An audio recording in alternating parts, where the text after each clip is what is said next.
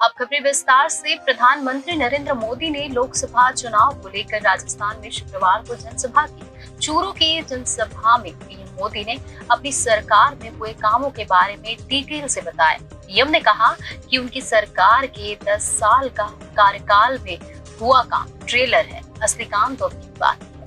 प्रधानमंत्री नरेंद्र मोदी ने राजस्थान के चूरू की जनसभा में अपनी सरकार में हुए कामों का जोरों शोरों से बखान किया।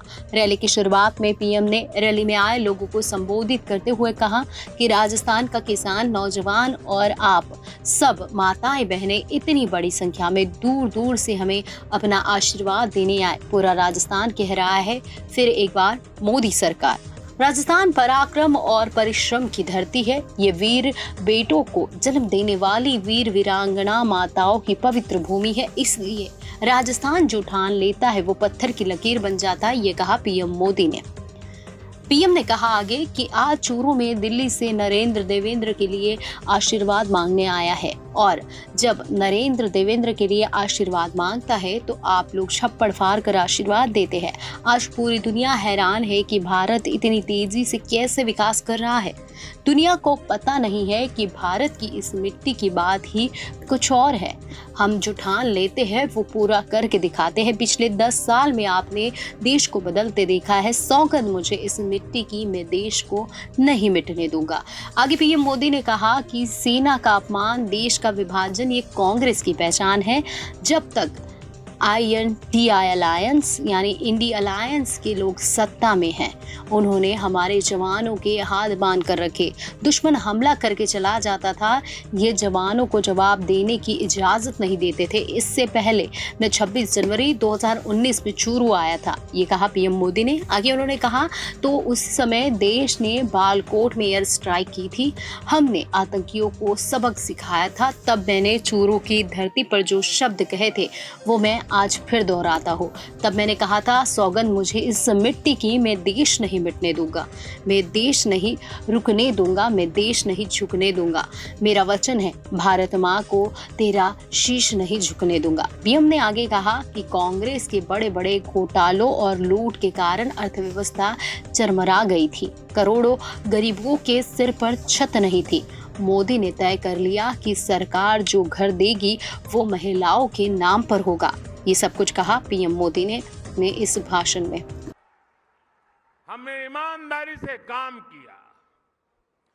कोरोना जैसा इतना बड़ा संकट आया, दुनिया सोचने लगी थी कि भारत तो बर्बाद हो जाएगा, दुनिया को भी बर्बाद कर देगा।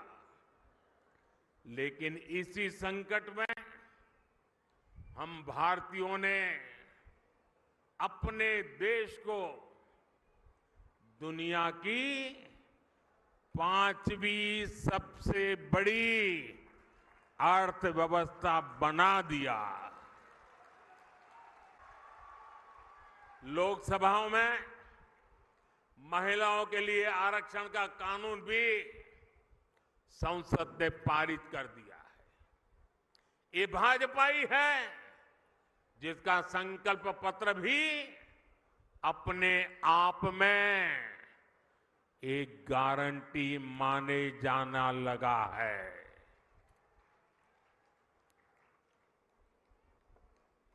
साथियों,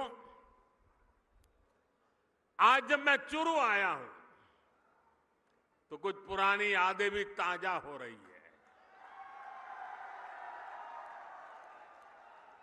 इससे पहले मैं जब 26 फरवरी 2019 में चूरू आया था तो उसी समय देश ने बालाकोट में एयर स्ट्राइक की थी। लेकिन साथियों, आपको याद होगा हमारी सेना ने जब सर्जिकल स्ट्राइक और एयर स्ट्राइक की तब कांग्रेस और उसके साथी क्या भाषा बोल रहे थे। इसी गठबंधन गठबंधन के लोग हमारी सेना से शौर्य के सबूत मांग रहे थे। भाइयों और बहनों, सेनाओं का अपमान, देश का विभाजन, ये कांग्रेस पार्टी की पहचान है। जब तक इंडी अलायंस के लोग सत्ता में रहे, इन्होंने हमारे जवानों के हाथ बांध कर रखे। दुश्मन हमला करके चला जाता था, ये जवानों को जवाब देने की इजाजत नहीं देते थे। हमारे जवान 1 रैंक 1 पेंशन की मांग करते थे, कांग्रेस ने इसे भी पूरा नहीं होने दिया। हमारी सरकार बनी तो हमने सैनिकों को 1 रैंक 1 पेंशन का अधिकार भी दिया और सीमा पर पलटवार करने की छूट भी, खुली छूट दे दी। पूरा देश प्राण प्रतिष्ठा का उत्सव मना रहा था, लेकिन कांग्रेस पार्टी खुलेआम हमारी आस्था का अपमान कर रही थी। साथियों, देश ने कांग्रेस के पापों की हमेशा कीमत चुकाई है। और अभी तो एक मुझे पत्रकार बता रहे थे कि कांग्रेस पार्टी ने एक एडवाइजरी निकाली है और एडवाइजरी भी इतनी डरे डरे निकाली है। उन्होंने कांग्रेस की सभी इकाइयों को कहा है कि अयोध्या राम मंदिर की चर्चा अगर निकल पड़े तो मुंह पे ताला लगा देना, कुछ बोलना ही मत। उनको लगने लगा है कि अगर राम का नाम लिया तो पता नहीं कब राम राम हो जाए। ये हाल हो गया उनका, एडवाइजरी निकालनी पड़ रही है। भाइयों बहनों, हमारा देश, हमारी आस्था, इनका इतना घोर अपमान ये देश सह नहीं सकता है। लेकिन भाइयों बहनों, अब जब इन परिवारवादी भ्रष्टाचारियों की लूट का हिसाब हो रहा है तो ये सब एक हो गए हैं। मैं कहता हूं, भ्रष्टाचार हटाओ,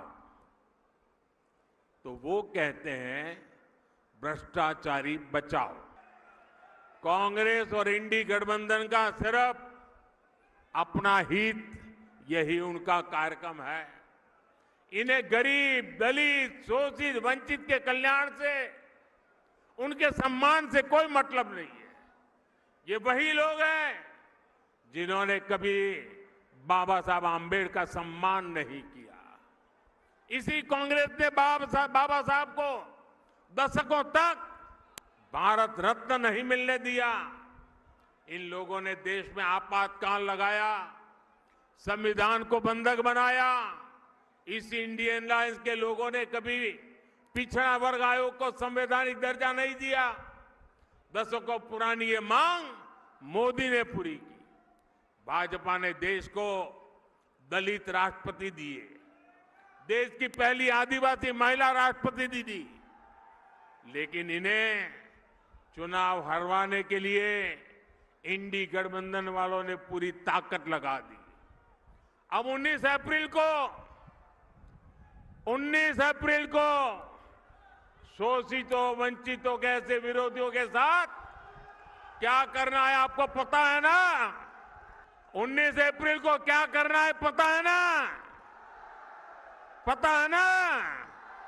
अपने यहां राजस्थान में कहते हैं, अकलमंद ने इशारो ही गणो।